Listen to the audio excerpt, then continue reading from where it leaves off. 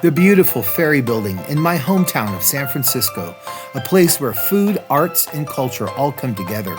Get a load of that sculpture. A practical Disneyland for multicultural food and artisan space. This place is endless, and the lines of people never seem to finish.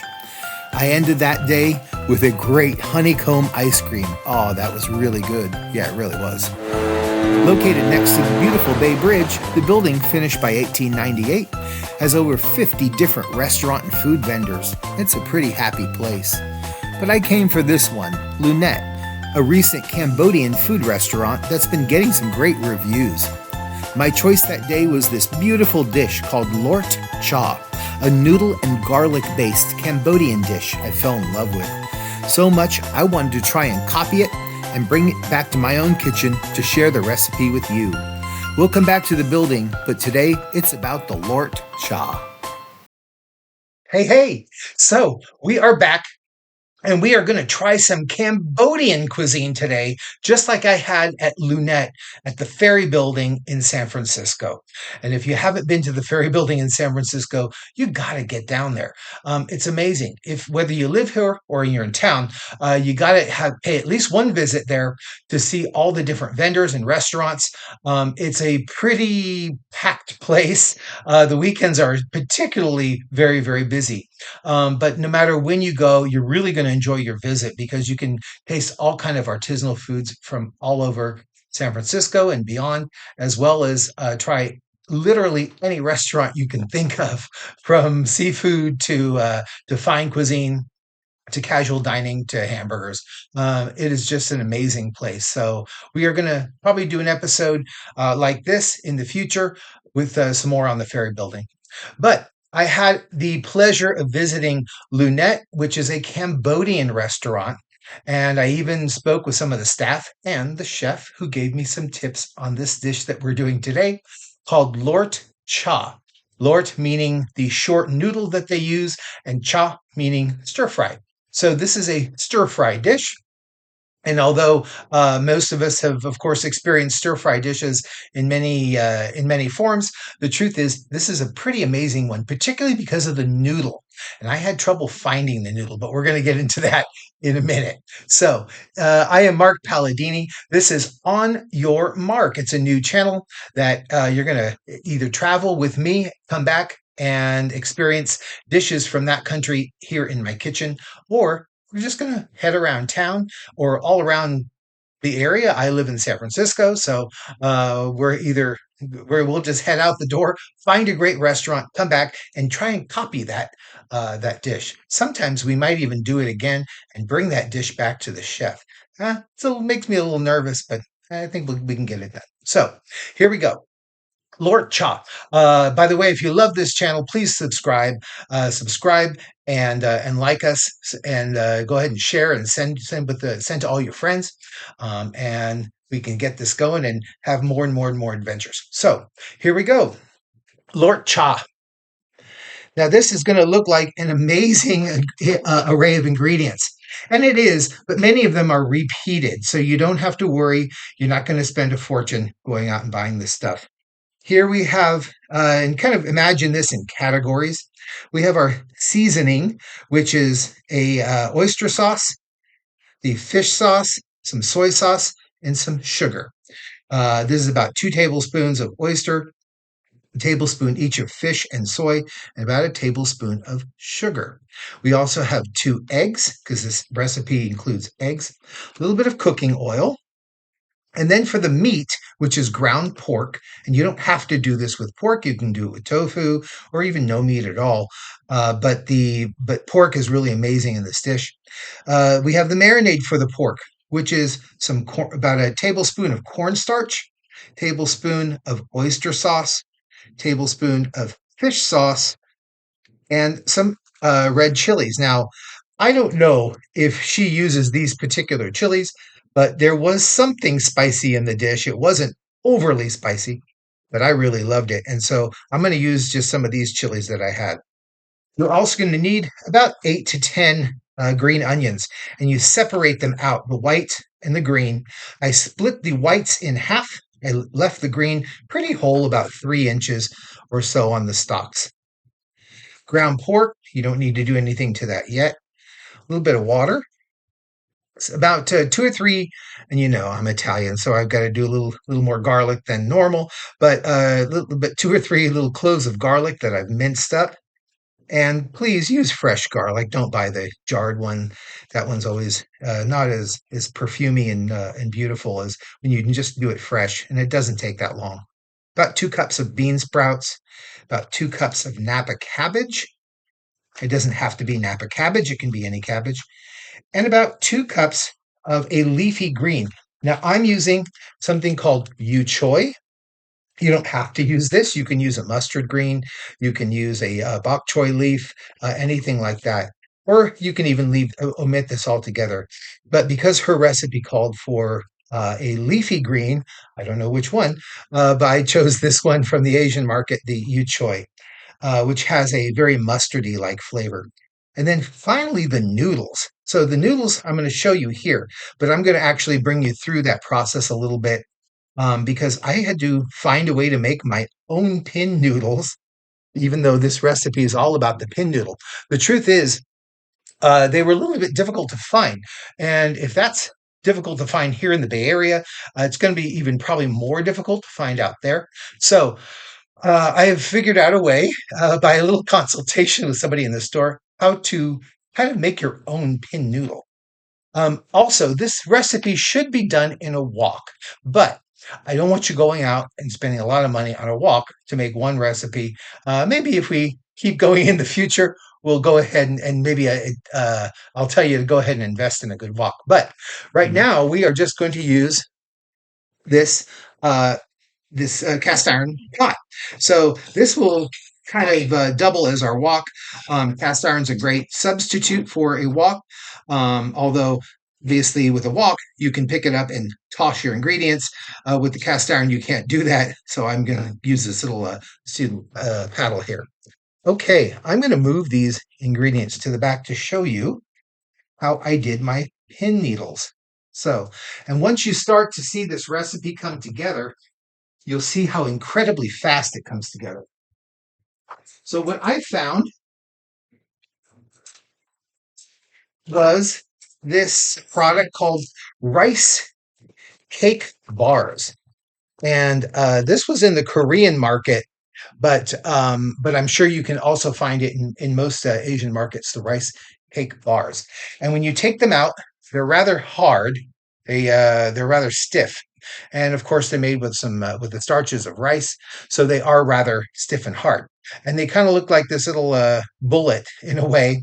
And I said, well, when I was eating Lort Choi over at Lunette, I said, I bet if I split this into some pieces, it's kind of going to probably resemble the little pin noodles. They're otherwise called rice pin noodles that you'll find at many of the Asian markets. If you can find those, great, buy those. If you can't, here's a good solution for it. All I did was I took it, I merely cut it in half, and then I cut it in half, yeah, I'm sorry, into thirds. And then I thought, well, these are still kind of thick. So I took the middle piece and I split that. And if this piece was a little thick, I split that.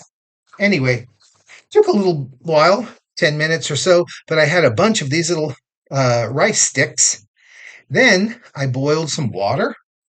Not boiled, I'm sorry, microwaved some water up to about 250 degrees. You don't have to be exact about it. Just make sure that when you touch the water, it's very, very warm.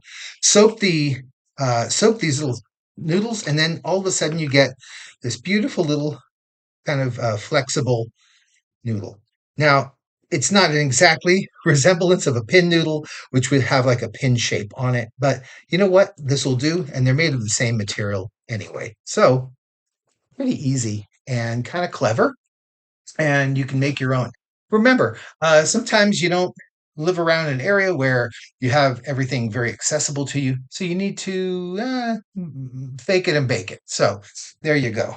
We're going to turn our pan on, and I'm going to turn that on pretty high because I want to get this pretty hot. And cast iron does get hot pretty fast. The first thing we're going to do is we're going to marinate the meat. Now, you should be able to marinate this for about 15 minutes, but we're not going to we're going to pretend that it's 15 minutes. So you're going to take your marinade, which is, again, your 1 tablespoon fish sauce, cornstarch, and don't worry about pre-mixing that at all. It'll all get mixed in. The chilies and some oyster sauce. And oyster sauce is a little thick, so you have to take it out. You're going to use your hands anyway, and we're just going to mix this around, kind of get this going in. Don't worry, I'm Italian. We use our hands to mix. We don't have any issues with this is the spoon, the all wonderful natural spoon. So no salt goes into this because you have the fish sauce and the oyster sauce, and that's enough. Perfect. So once you have your pork mixed up, you're going to go ahead and throw this into the pan. Now, you would typically like to give this about 15 minutes, but we are going to fast forward just a bit. We are going to get this into the pan. Nice sizzle. And you see I have another container underneath it for when we're done. First thing we're going to do is cook this off. Now, there's plenty of fat in the pork, so I'm not going to worry about putting any kinds of oil or fat in this pan. This is a 20-80 pork. What that means is it's 20% fat and 80% lean. Whenever you see that combination on a package, that's what it means. And I'm just going to break this up. I know you really can't see inside the pan. Every now and then I'll give you a little view. But all that's really happening is I have the pork going on, sizzling away in the pan. If your pan gets a little bit too dry, you can always put in about a teaspoon or so of water, and that'll help to loosen everything and start to really work that pork and get it nice and brown. However, you don't want to add too much because you'll be diluting the marinade. While that is being done, you can easily go ahead and prepare the rest. So you don't have to prepare everything ahead of time, but it's nice if you do. That way, you're just ready to go when you're ready. So pork is cooking away. I'm going to get our next ingredients out, which is going to be the garlic and the white part of the green onion.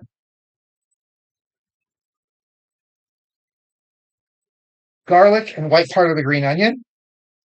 I'm also going to take a small bowl and a small whip, and we are going to stir our ingredients, our seasonings together. Sorry.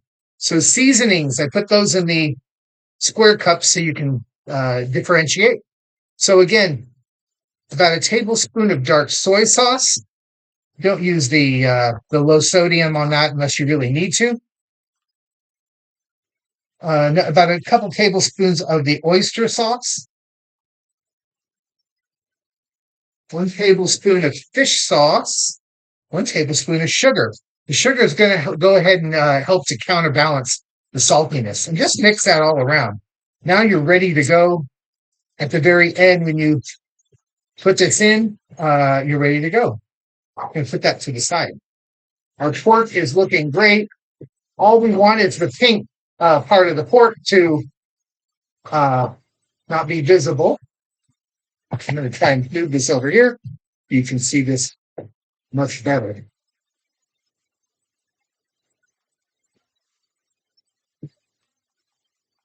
Beautiful. So that went really fast. Container.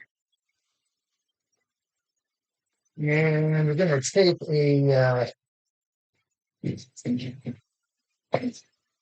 take this and get it off to the side. So you don't have to use ground pork either. You can use a sliced pork. You can do a chicken if you want. The best part of it is you're just trying to get the major stuff out of the pan. You don't even need to clear the pan or anything like that. So beautiful. I'm going to lower my heat just a bit, just so that we don't burn the other ingredients when they get in here. This next in is the garlic, and garlic does tend to cook very fast. So now I am going to put about a tablespoon of oil in here. Get that going. And in goes our garlic. It can cook along with all the fonts from the pork down there. Cook that 10 seconds before you add the long stem uh, green onion. The long stem green onion goes in, and that's going to cook till it's a little bit softened, about 30 seconds.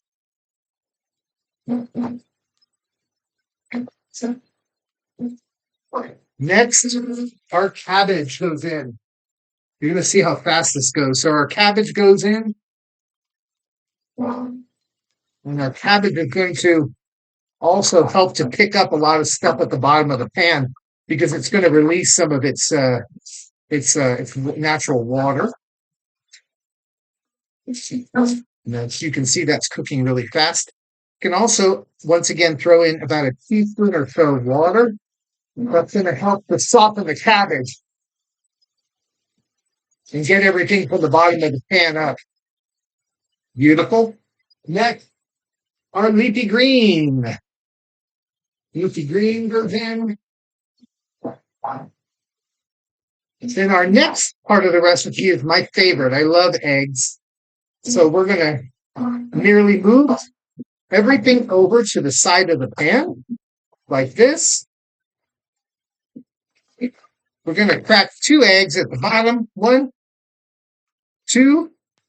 Let those rest there for just about a minute or 2. We want to get a little bit of crispiness on the bottom of the bottom of the egg, but we're not concerned about cooking them all the way through. See if I can get a better view of this a little bit. There you go. And then finally, we're going to scramble that egg with the vegetable. So scramble the egg with the vegetable.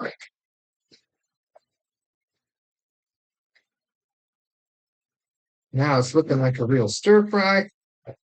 And then finally, you add your noodles. So these noodles are in some water, and I'm going to go ahead and strain them briefly with my hands. Now you see how thick and chewy these noodles are. That's what makes them so good. Stir that in, and as soon as you've got the heat back up a little bit, we're going to add in the pork, the leafy part of the green onion, and hold back the sprouts just for a moment until you can get that green onion kind of wilted in, melted in. And then finally, right before the sprouts goes the seasoning. So that seasoning is going to start to turn your noodles delicious and salty and beautiful. So the reason you don't want to put these bean sprouts in to the very end is because they cook so very, very quickly. So finally put those in, toss it in, and then turn off your heat.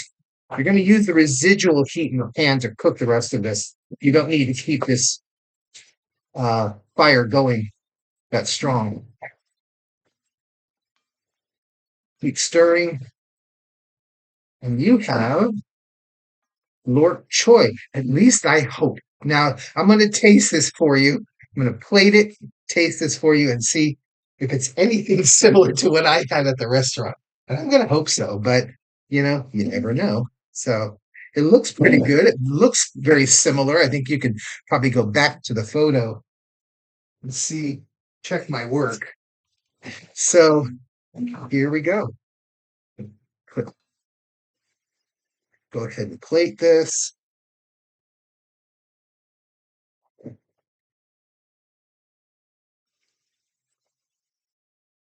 That's more than enough.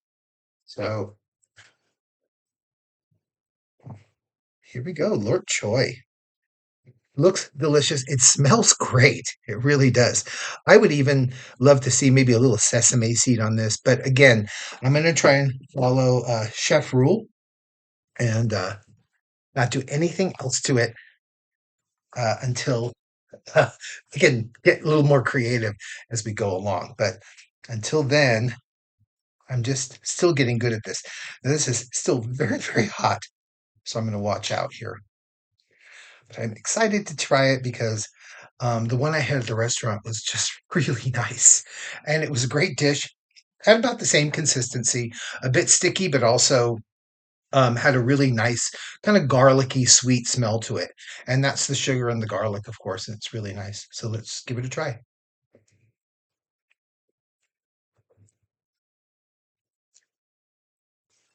Hey, that is not bad at all. I think I did pretty good. Maybe a few little adjustments, but um, I'm pretty happy. So there we have it. Lort Choi from at least the recipe from Lunette, um, and or my take on the recipe from Lunette at the Ferry Building in San Francisco. Thanks for spending some time with me on my adventures. Please like and subscribe, and we will see you later. Ciao.